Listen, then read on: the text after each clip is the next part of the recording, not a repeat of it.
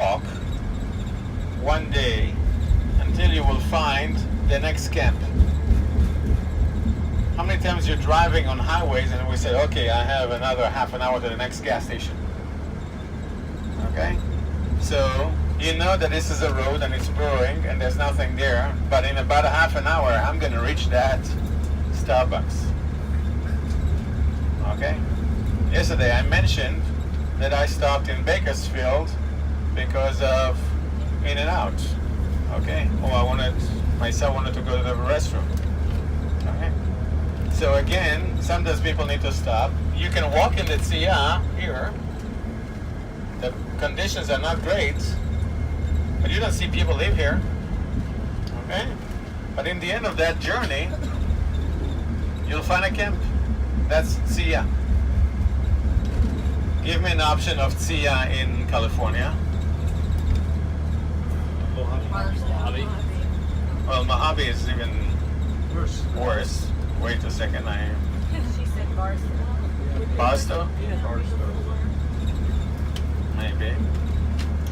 But we have the third option for a desert. Are you ready? This is in Hebrew called Yeshimon. Y-E-S-H-I-M-O-N. Yeshimon. And that's like Mojave Desert. Or Death Valley. How many of you drove from Grand Canyon to Las Vegas?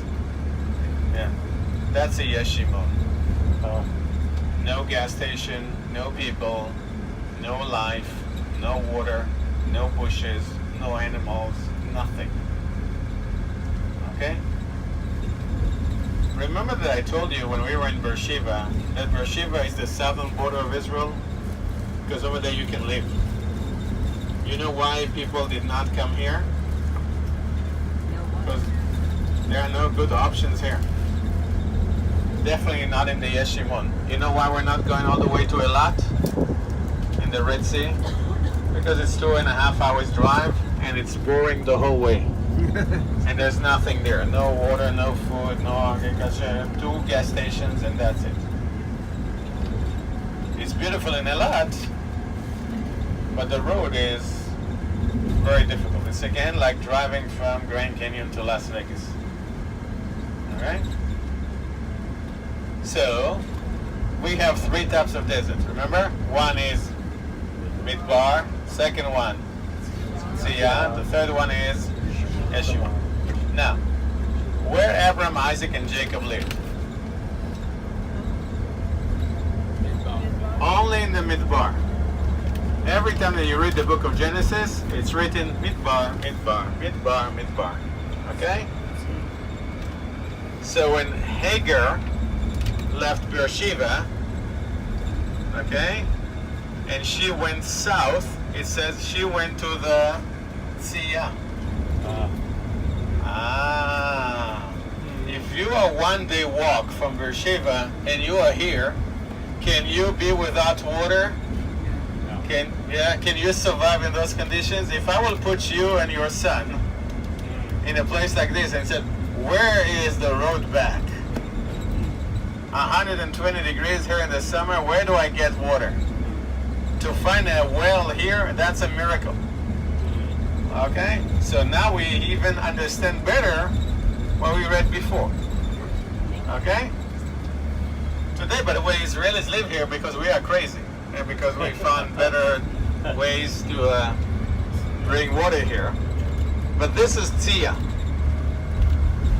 Yeshimon is even worse. There's nothing there. Now let me ask you something. Let's move to the book of Exodus. And now Moses is the tour leader. And he's got a group of people, not nice, friendly people from Beijing. Salt herb. And their food was the root of a broom. Okay? By the way, go to 1 Kings chapter 19. Job 34, and now go to 1 Kings chapter 19, verse 3. 1 Kings 19, verse 3. Who's ready? Yes, go ahead. Elijah was afraid. Elijah, oh. He was afraid and ran for his life. When he came to Beersheba, Where he came to where? Beersheba. Okay. in Judah, he left his servant there, while he himself went on a day's journey into the desert. Stop. He went on a day's journey. How long? The Chinese man is asking. 26 26 miles. Okay. He went into the Wilderness. what wilderness? This one. No, Beersheba is Midbar. So he went one day journey into the Sia. Hey friends, you're not gonna pass the test. You already forgot it. Okay? Sia. Okay? So he went one day walk into. How could it be when someone lives in the Midbar? He lives in the Midbar of Beersheba. He leaves his servant over there and he goes one day walk, 25, 26 miles, into the Tzia. When I read it in Hebrew, I understand. But when it's written in English, you think Beersheba, wilderness, what is that? Okay? Again, to remember. Let's continue. And He came to a broom tree. he came to a broom tree. Where there's a broom tree here? Right here. Is that a tree in your Yeah. It's a bush. Is that a tree here? No. But in Israel, in the desert, that's a tree. Go ahead. He sat down under it and prayed. I can't hear you. He sat down Trade route of ancient times, the King's Highway. Okay? Is that mentioned in the Bible? No. Okay, that's why I said we don't need the Bible when we come here.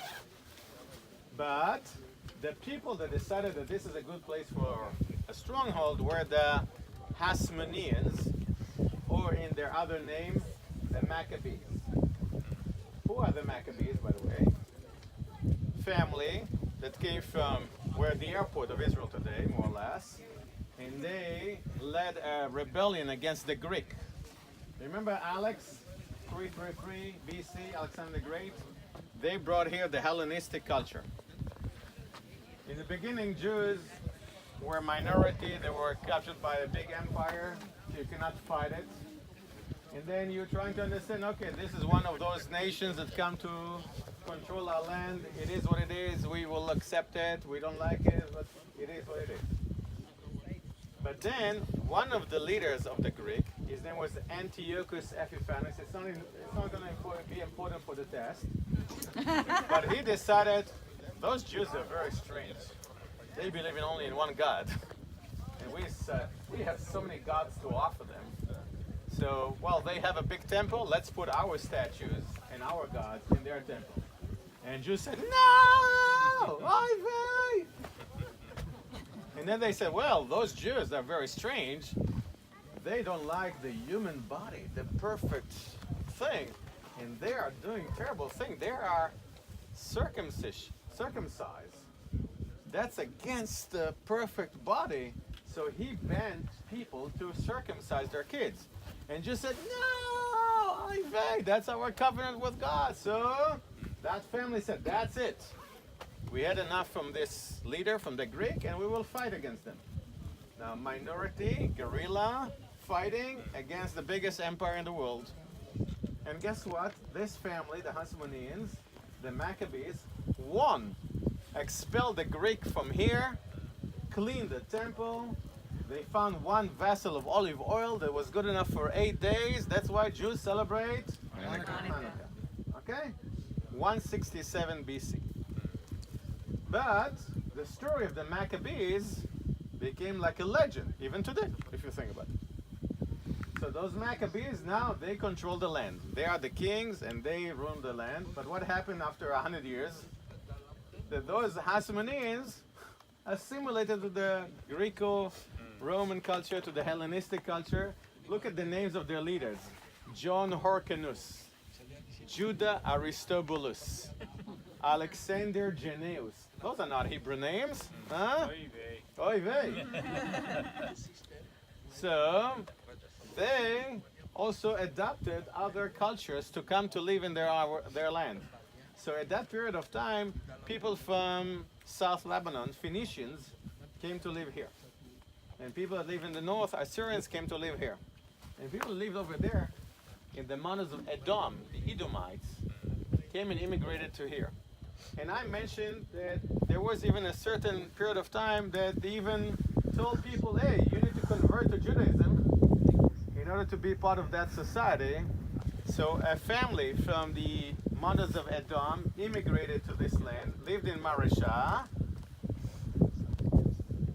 They had a child, and they named him Herod. And now this guy, a child, he is Jewish, kind of, but he's from a royal family. And if you grew up in a royal family, what is your goal in life? To be the king. Because it's good to be the king. Mel Brooks said it. So, but you are a converted Jew, and you are not connected to the royal family that rule right now, the Hasmoneans, the Maccabees. So what do you do? Come on, Aaron, give me an idea. What do you do? You want to be the king? Fight. Just fight? What?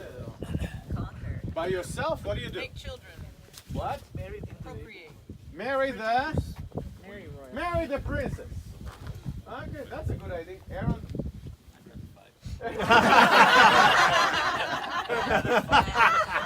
Alone by yourself against the whole world? So this guy said, okay, let's marry the princess. The princess' name was Miriam. And he said, well, now I'm royal family, but now I'm getting closer to the royal family that rule the land. That's closer. Then he said, well, I need to know the land. Okay? And how do you know the land? Know the places, the camps, the armies, the politics. And You take a tour. Travel. you're taking a tour, and what else? What is, go with Aaron, go with Aaron. Fight. How do you fight? You join the army. Now, the minute you join the army, do you know where the camps are? Do you know how the forces work? Do you know all the strongholds? Do you visit Masada, for example? Yeah. So you know all the best locations.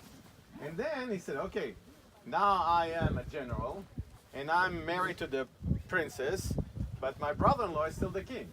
So what is the step number 3? Yeah, but if you kill the king, that would be very obvious. No? So what do? Is you're coming to the king. Let's say Jeremy is the king, okay? And you're telling Jeremy, listen, your brother, he wants to kill you. Be careful. And then you come to the brother and say, Brandon, listen, your brother, the king, wants to kill you. You should kill him first. And then you're sitting aside and said, okay, let's see. So 2 brothers started to fight, and he thought, well, they will kill one another or something like that. And then who's going to step in? Herod the Great. Didn't work. They found that he was behind this thing, and he had to find another option. So he ran away to the area of Egypt. But then the Romans came into the picture. Romans wanted to get this piece of land. Now the question is why Rome is interested in this land called Israel, Judea. What's so good about this place? Connects to Turkey. Trade. Trade. Okay. Roads. Which continent Israel is? Asia. We and the Philippines and China and Japan and India are in the same continent? Yep. Huh? But 2 days walk from here, I'm in Egypt, and that's Africa. And if I swim 2 days to Cyprus, I'm in Europe. Center. It's the center. But you're right. We're still in Asia. We are in the southwest corner of Asia. We are like San Diego of the continent. Okay? But in Israel is the crossroad of the world.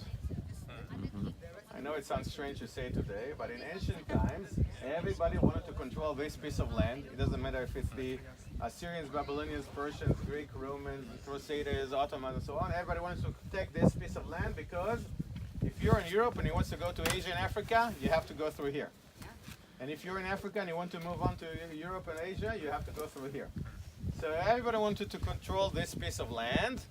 Rome was always interested of that because now that will open for them